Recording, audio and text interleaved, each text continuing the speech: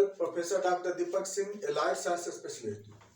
आज एक topic deal कर रहे हैं जो कॉमनेस्ट टॉपिक्स है, ये कॉमन डिजॉर्डर्स भी है। नियोनेटल जॉन्डिस या फिर इसको बोलते हैं इक्टेरस नियोनेटोरम।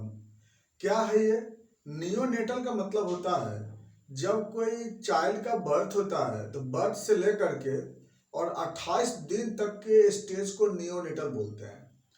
उस पीरियड में अगर बॉडी में बिलिरुबिन का लेवल बढ़ जाता है, इसके वजह से जॉन्डिस डेवलप होता है, इसको बोलते हैं नियोनेटल जॉन्डिस। दूसरी चीज है, इस कंडीशन में सबसे पहले आई अफेक्टेड होते हैं। आई का कलर पीला होता है, आई का स्क्लेरा कलर पीला होता है, इसलिए इसको लोग बोलते हैं इक्टेरस बोलते हैं। और चूंकि यह नियोनेटल कंडीशन में हो रही है तो ऐसा कोई कंडीशन, यह ऐसा जॉन्डिस है जो नियोनेटल कंडीशन में ही डेवलप होता है, यानी जन्म के बाद ये डेवलप होता है। ये ऐसे जॉन्डिस को हम बोलते हैं नियोनेटल जॉन्डिस। जॉन्डिस का जो मेन कारण कौन है? बिलिरुबिन। बिलिरुबिन का लेवल बढ़ जाता है। अब बिलिरुबिन का लेवल बढ़ जाने के कंडीशन को बोलते हैं जॉन्डिस। अब ये बिलिरुबिन होता क्या है? बिलिरुबिन जो कि एक आरबीसी का इन प्रोडक्ट है। आरबीसी का जब लाइफ खत्म हो जाता है या फिर आरबीसी पहले समय से पहले भी अगर टूट जाता है, उस कंडीशन में यह बिलिरुबिन हमारे बॉडी में बनता है। बिलिरुबिन दो वेराइटीज के होते हैं। एक इनडायरेक्ट बिलिरुबिन जो कि स्प्लीन में बनता है, और दूसरा डायरेक्ट बिलिरुबिन जो लीवर में बनता है। तो ऐसे नॉर्मल में क्या होता है? नॉर्मल में जब आरबीसी का लाइफ इन होता है या आरबीसी समय से पहले भी अगर टूट जाता है ना, उस कंडीशन में यह आरबीसी स्प्लीन में चला जाता है, और स्प्लीन में जाने के बाद वहां बनता है एक डायरेक्ट बिलिरुबिन। इसी को अनकंजुगेटेड बिलिरुबिन बोलते हैं, या इसी को लोग फैट सॉल्युबल बिलिरुबिन बोलते हैं। यह यहाँ से होते हुए लीवर में आता है, और लीवर में आने के बाद ये ग्लूकोरुनिक एसिड से रिएक्शन करके और बन जाता है डायरेक्ट बिलिरुबिन में। तो ये दो तरह के बिलिरुबिन हमारे बॉडी में मूव रहता है। जैसे नॉर्मल में एडल्ट बिलिरुबिन 0.2 से लेकर 0.8 मिलीग्राम पर डीएल में होता है, और डायरेक्ट बिलिरुबिन 0.0 से लेकर 0.2 मिलीग्राम पर डीएल में होता है। तो इस तरह से ये दोनों बिलिरुबिन होता है हमारे बॉडी में, इतना रेंज रहता है। और अगर टोटल की बात किया जाए तो टोटल होता है 0.3 से लेकर के 1 मिलीग्राम पर डीएल। यह बिलिरुबिन का रेंज है, यानी 1 मिलीग्राम से कम होना चाहिए बिलिरुबिन। और ये जो डायरेक्ट बिलिरुबिन है, ये बनने के बाद ये बाइल डक्ट में चला जाता है। बाइल डक्ट से होते हुए यह बाइल पिगमेंट बन करके और इंटेस्टाइन में आता है, कोलोन में जाकर के नॉर्मल फ्लोरा बैक्टीरिया के द्वारा स्टार्कोबिलिजन बनता है, और फिर वह स्टूल से पास कर जाता है। यह एक बिलिरुबिन की बात होती है। लेकिन अब किसी कारण से यह बिलिरुबिन का लेवल जब नॉर्मल इसलिए बढ़ जाता है, उस कंडीशन को तो जॉन्डिस बोलते हैं। लेकिन यही बात अगर जन्म के बाद होता है तो उसको हम लोग बोलते हैं नियोनेटल जॉन्डिस बोलते हैं। अब चलिए हम लोग यहाँ जो बात करते हैं कि दो वेराइटीज के जॉन्डिस होते हैं नियोनेटल में। जन्म के बाद दो वेराइटीज के जॉन्डिस होता है। एक होता है फिजियोलॉजिकल जॉन्डिस और एक होता है पैथोलॉजिकल जॉन्डिस। फिजियोलॉजिकल जॉन्डिस किसको बोलते हैं?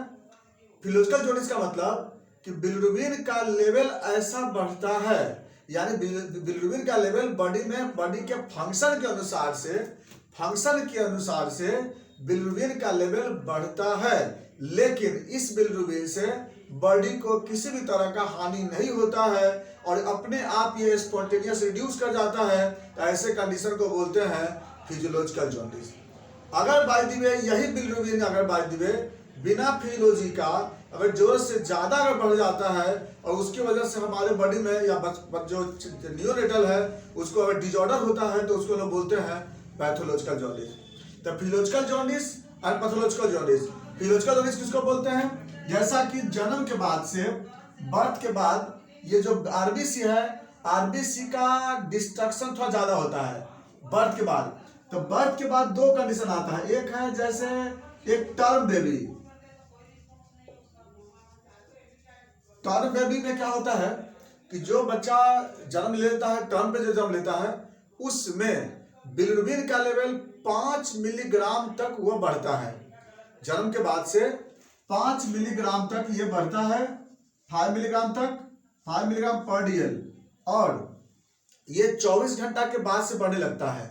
24 घंटा के बाद से ये बिलिरुबिन बढ़ता है और 5 मिलीग्राम तक जाता है। और मैक्सिमम ये चौथे दिन तक क्या होता है ना, फोर्थ डे तक इसकी लेवल बहुत हाई रहता है। और फिर 10वें दिन आते आते फिर ये नॉर्मल आ जाता है, ये नॉर्मल फिर आ जाता है। और इस कंडीशन में किसी भी तरह का ना कोई साइन सिम्टम है, ना कोई कॉम्प्लिकेशन होता है। तो ऐसे कंडीशन ये बना टर्म बेबी में। तो क्या बोले हम, जन्म के बाद 24 घंटे के बाद से यह बिलिरुबिन बढ़ता है।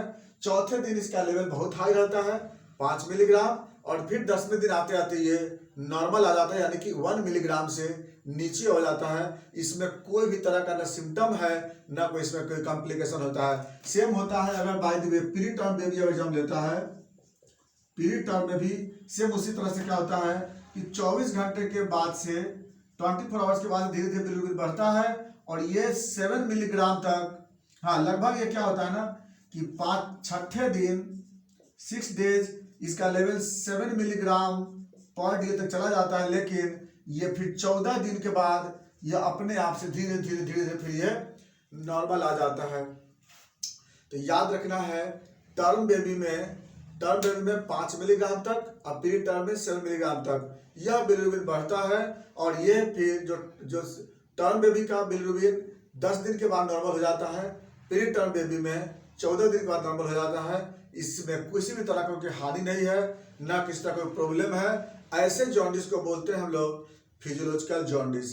अब पूछिएगा ये क्यों होता है जॉन्डिस, तो इसके पीछे सबसे बड़ा रीजन है कि अगर बहुत सारे ऑर्गन्स का सर्कुलेशन इंक्रीज करता है, बर्थ के समय जो फीटल जो स्ट्रेस होता है ना डिलीवरी के समय, तो उस डिलीवरी के समय क्या होता है कि चांसेस होता है कुछ RBC के ब्रेक होने का, खास करके नॉर्मल डिलीवरी में ज़्यादा ऐसा चांस होता है।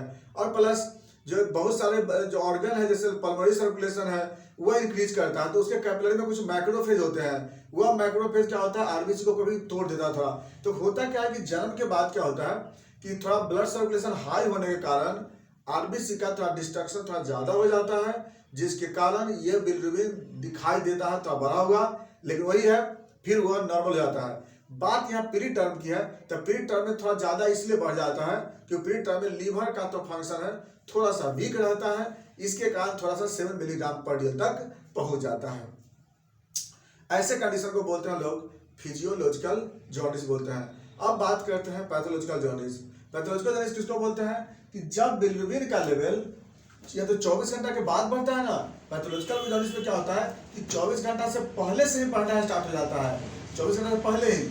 और उसका जो रेट होता है बढ़ने का 0.2 मिलीग्राम पर DL पर आवर।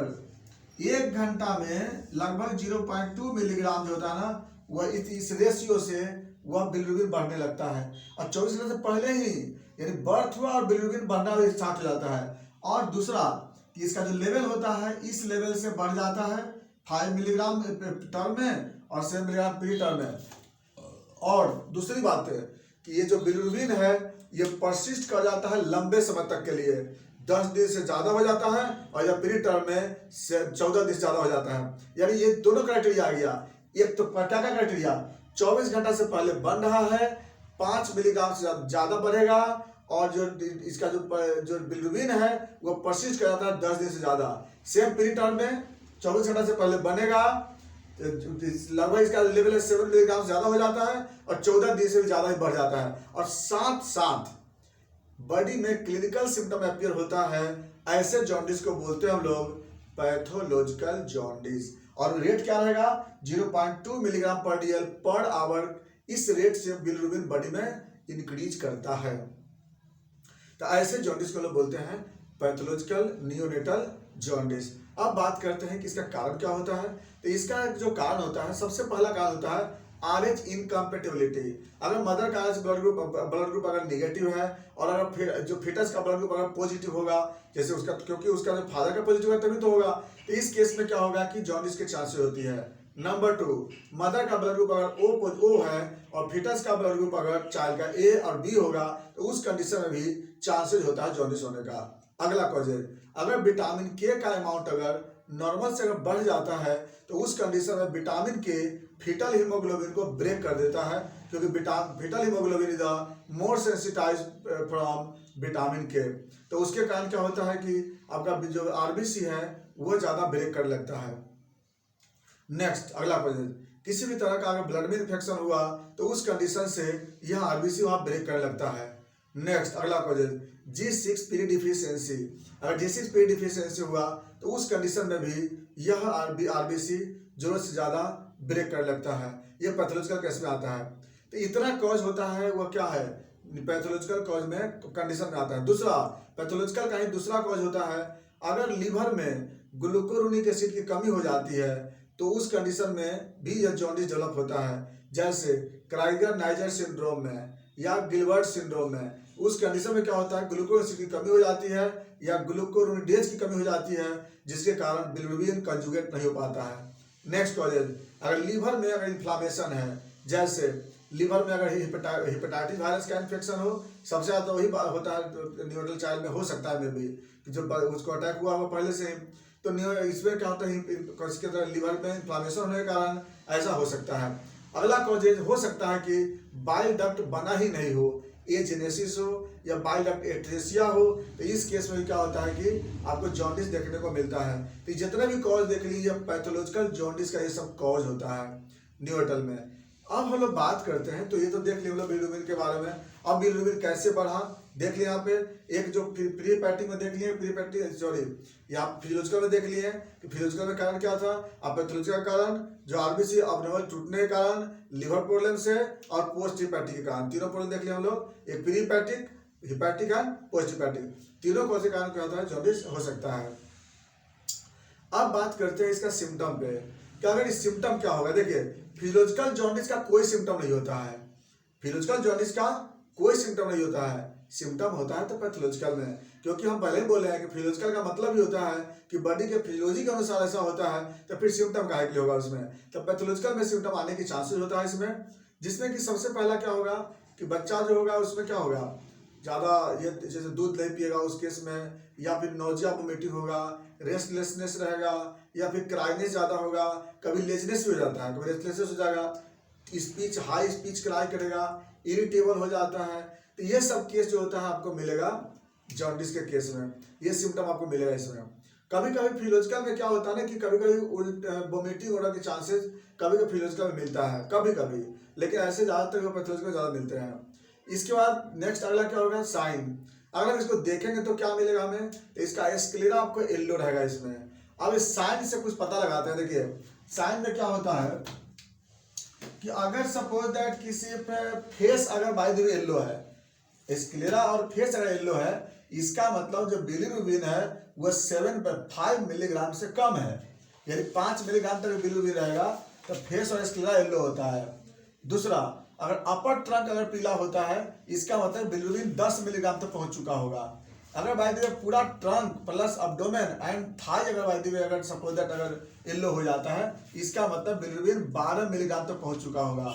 अगर बाय द वे उसका एक्सट्रीमिटीज हाथ और पैर दोनों अगर बाय द वे पीला हो जाता है ऊपर से नीचे तक, इसका मतलब बिलिरुबिन का लेवल 15 मिलीग्राम हो चुका होगा। और अगर पाम एंड सोल भी अगर बाय द वे उसका पीला हो गया, इसका मतलब बिलिरुबिन का लेवल 15 मिलीग्राम से एक्सीड कर गया है।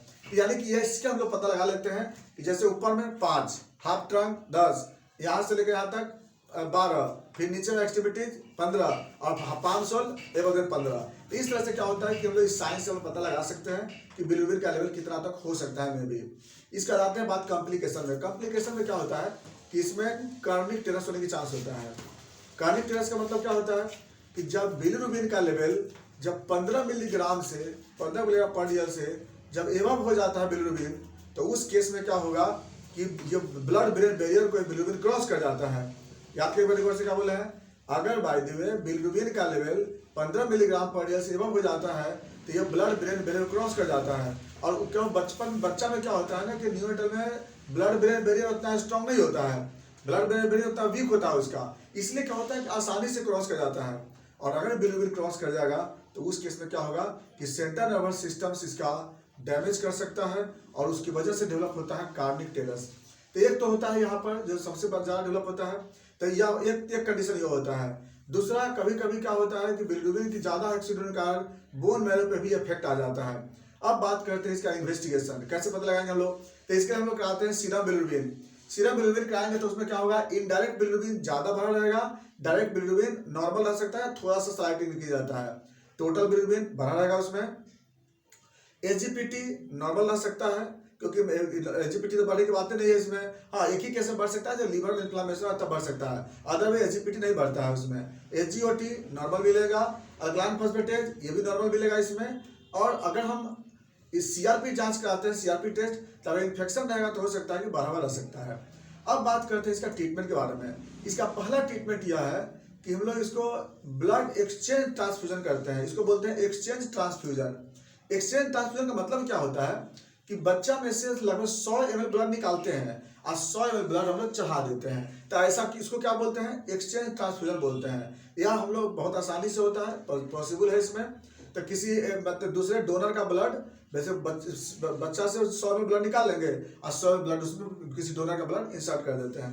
ये हम लोग 1 दिन 2 दिन बीच करते हैं, बहुत जल्दी आराम हो जाता है इसमें। इसका दूसरा इसका ट्रीटमेंट है फोटोथेरेपी। फोटोथेरेपी में क्या होता है कि 520 नैनोमीटर से लेकर और 580 नैनोमीटर का रेडिएशन बॉडी पे एक्सपोज करते हैं। यह क्या करता है कि आरबीसी के ब्रेकडाउन को रोकता है। ये यह भी हम लोग मैनेजमेंट कर लेते हैं। तो आरबीसी के ब्रेकडाउन को रोकने का एक और भी तरीका होता है। नेक्स्ट हम लीवर का ट्रीटमेंट करते हैं। लीवर की ट्रीटमेंट करते हैं, उसके मैच्योरिटी को बढ़ाते हैं, उसका हम लोग सपोर्टिंग मेडिसिन देते हैं। तो ये हम लोग इसको ठीक कर सकते हैं इससे। तो यह इसका मैनेजमेंट है। अब बात करते हैं इसके लिए मेडिसिन। ऐसे तो एलोपैथी में फेनोबार्बिचुरेट चलाते हैं, उसमें एक ही दवा है उसमें फेनोबार्बिचुरेट। लेकिन होम्योपैथिक में अच्छी दवा इसका है ल्यूपुलस ह्यूमुलस, बेस्ट अच्छी दवा है, ये चलाते हैं उसको हम लोग। ल्यूपुलस ह्यूमुलस इससे होता है न्यूनेटल जॉन्डिस बहुत जल्दी ठीक हो जाती है इसमें।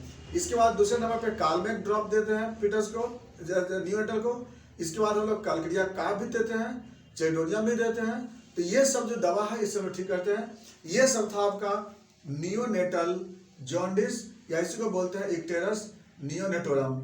अगर इसमें किस तरह का कोई क्वेश्चन होगा आप क्वेश्चन जरूर करेंगे, बाकी बातें चलेंगे फिर नेक्स्ट वीडियो में।